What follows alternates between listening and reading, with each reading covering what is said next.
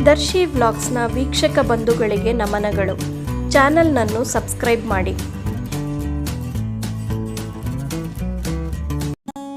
ಸುಭಾಷಿತ ಭಾಗ 4.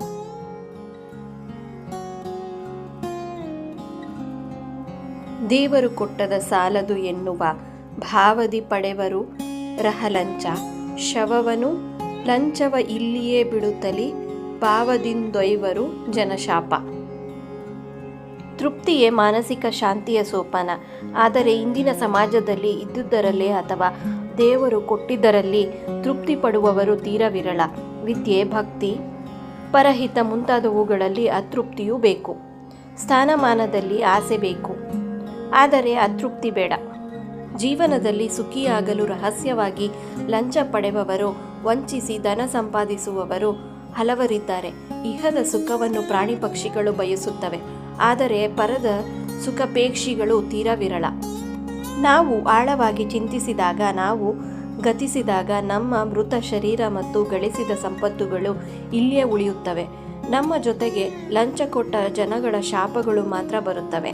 ಆ ಸರ್ವಶಕ್ತನಲ್ಲಿ ಬೇಡುತ್ತಾ ಇದ್ದುದರಲ್ಲಿ ತೃಪ್ತನಾಗಿ ಸಂತಸದಿಂದ ಜೀವಿಸುವವನೇ ನಿಜವಾದ ಮಾನವ. ತೃಪ್ತಿ ಅಥವಾ ಅತೃಪ್ತಿಗಳು ಮನಸ್ಸಿನ ಭಾವನೆಗಳು.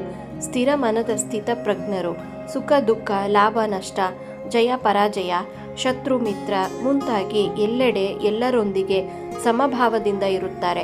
10 ಮಂದಿಯಿಂದ ಒಳ್ಳೆಯವನೆನಿಸಿಕೊಳ್ಳುವುದೇ ದೇವರ ವರವಾಗಿದೆ.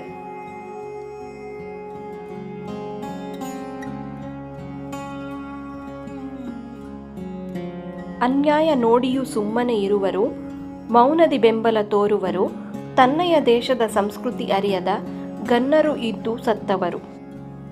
ನಿಜವಾದ ಅರ್ಥದಲ್ಲಿ ಒಬ್ಬ ಭಾರತೀಯನು ನ್ಯಾಯಪರನು, ಮಾನವ ಧರ್ಮ ಪರಿಪಾಲಕನು, ಪರಿಸ್ಥಿತಿಗಳೊಂದಿಗೆ ಹೋರಾಡುವವನು, ದೇಶಭಕ್ತನು, ತನ್ನ ಪರಂಪರೆ ಮತ್ತು ಸಂಸ್ಕೃತಿಯನ್ನು ಗೌರವಿಸುವವನು ಆಗಿರಬೇಕು.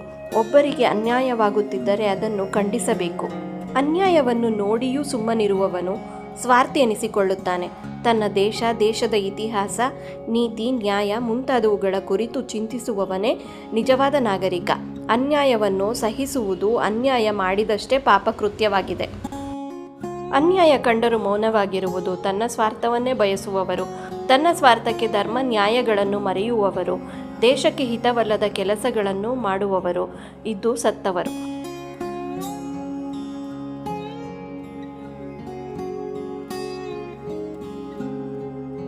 ಆಡಿನ ಪಯಗ್ರತ ಯಜ್ಞಕ್ಕೆ ಶ್ರೇಷ್ಠವು ಕುಡಿಯಲು ಗೋಪಯ ದೇಶಭಕ್ತಿ. ಅಡಿಮುಡಿ ಪುಷ್ಟಿಗೆ ಎಮ್ಮೆಯ ಹಾಲದು, ಕುಡಿಯೇ ಒಂಟೆಯದು ತನುಶಕ್ತಿ. ಆಡಿನ ಹಾಲಿನ ತುಪ್ಪವನ್ನು ಆಜ್ಯ ಎನ್ನುವರು. ಇದು ಯಜ್ಞಗಳಿಗೆ ಶ್ರೇಷ್ಠವಾದದ್ದು. ಆಡಿನ ಹಾಲನ್ನು ಯಜ್ಞಗಳಲ್ಲಿ ಉಪಯೋಗಿಸುವರು. ಹಸುವಿನ ಹಾಲನ್ನು ಚಿಕ್ಕ ಮಕ್ಕಳಿಗೆ ಕುಡಿಸುತ್ತಾರೆ. ಹಸುವಿನ ತುಪ್ಪವು ಬುದ್ಧಿಶಕ್ತಿಯನ್ನು ವೃದ್ಧಿಗೊಳಿಸುತ್ತದೆ. ಇದನ್ನು ಗ್ರತ ಎನ್ನುತ್ತಾರೆ.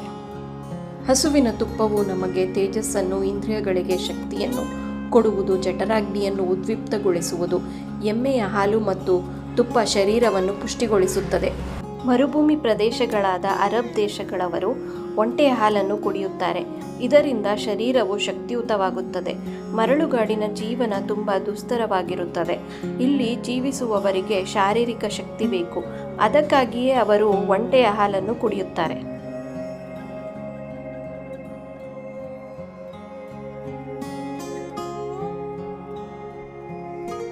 ಪುಸ್ತಕ ಸರಸ್ವತಿ ರೂಪವು ಎಂಬರು. ಮಸ್ತಕದಲ್ಲಿಡು ಪುಸ್ತಕವ, ಹಸ್ತಕನಾಗಲು ಬೇಡವೋ ಪುಸ್ತಕ, ದಸ್ತಕವಾಗಲಿ ಜೀವನಕ್ಕೆ. ಪುಸ್ತಕಗಳು ಜ್ಞಾನ ಸಂಗ್ರಹದ ಕೋಶಗಳು. ಸಾವಿರಾರು ವರ್ಷಗಳಿಂದ ಜ್ಞಾನಿ ಮನುಷ್ಯಗಳ ಜ್ಞಾನ ಚಿಂತನೆಗಳು ಪುಸ್ತಕ ಭಂಡಾರಗಳಲ್ಲಿ ಸಂಗ್ರಹಿತವಾಗಿವೆ. ಈ ಪುಸ್ತಕಗಳು ನಮ್ಮ ಜ್ಞಾನ ತೀರಿಸುವ ಜಲಸ್ರೋತಗಳು. ಅದೆಷ್ಟೋ ಮಂದಿ ಅನೇಕ ಗ್ರಂಥಗಳನ್ನು ಓದುವರು. ಅವರಿಗೆ ಅದರ ಗೀಳು ಇರುತ್ತದೆ, ಆದರೆ ಓದಿದರೆ ಸಾಲದು. ಜ್ಞಾನವನ್ನು ಜೀವನದಲ್ಲಿ ಅಳವಡಿಸಿಕೊಳ್ಳಬೇಕು ಮತ್ತು 4 ಮಂದಿಯಲ್ಲಿ ಅದರ ಪ್ರಚಾರ ಮಾಡಬೇಕು. ಜ್ಞಾನ ಭಂಡಾರವನ್ನು ಬೆಳೆಸಿಕೊಳ್ಳಬೇಕು. ಪುಸ್ತಕಗಳ ಹುಳುವಾಗದೆ ಅವುಗಳನ್ನು ಜೀವನದ ಮಾರ್ಗದರ್ಶಕಗಳನ್ನಾಗಿ ಇಟ್ಟುಕೊಳ್ಳುವುದು ಸೂಕ್ತವಾದ ಮಾರ್ಗ.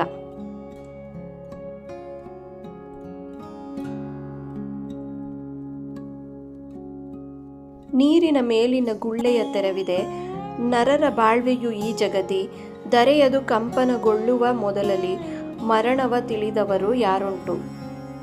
ಈ ಪ್ರಪಂಚದಲ್ಲಿ ಮಾನವ ಜೀವನವು ಕ್ಷಣಿಕವಾದದ್ದು. ನೀರ ಮೇಲಿನ ಗುಳ್ಳೆಯಂತೆ. ಇಂದು ಇದ್ದವನು ನಾಳೆ ಇರುವನೆಂಬ ನಂಬಿಕೆ ಇಲ್ಲ. ಸಾವೆನ್ನುವುದನ್ನು ಯಾರೂ ಕೂಡ ಮುಂಚೆ ತಿಳಿಯುವಂತಿಲ್ಲ. ಭೂಕಂಪವಾದರೆ ಕೆಲವೇ ನಿಮಿಷಗಳಲ್ಲಿ ಹಲವಾರು ಮಂದಿ ಸಾಯುತ್ತಾರೆ. ಭೂಕಂಪವಾಗಲಿ ಸಾವಾಗಲಿ ಮುಂಚೆ ಯಾರಿಗೂ ಗೊತ್ತಿರುವುದಿಲ್ಲ. ಈ ಕ್ಷಣಿಕವಾದ ಜೀವನವನ್ನು ಸಾರ್ಥಕಗೊಳಿಸಲು ಇಹದ ಜೊತೆಗೆ ಪರವನ್ನು ಚಿಂತಿಸುತ್ತಿರು. ಈ ನನ್ನ ಪ್ರಯತ್ನ ಇಷ್ಟವಾದಲ್ಲಿ ದಯವಿಟ್ಟು ಲೈಕ್, ಶೇರ್, ಕಮೆಂಟ್ ಮತ್ತು ಸಬ್ಸ್ಕ್ರೈಬ್ ಮಾಡಿ. ಧನ್ಯವಾದಗಳು.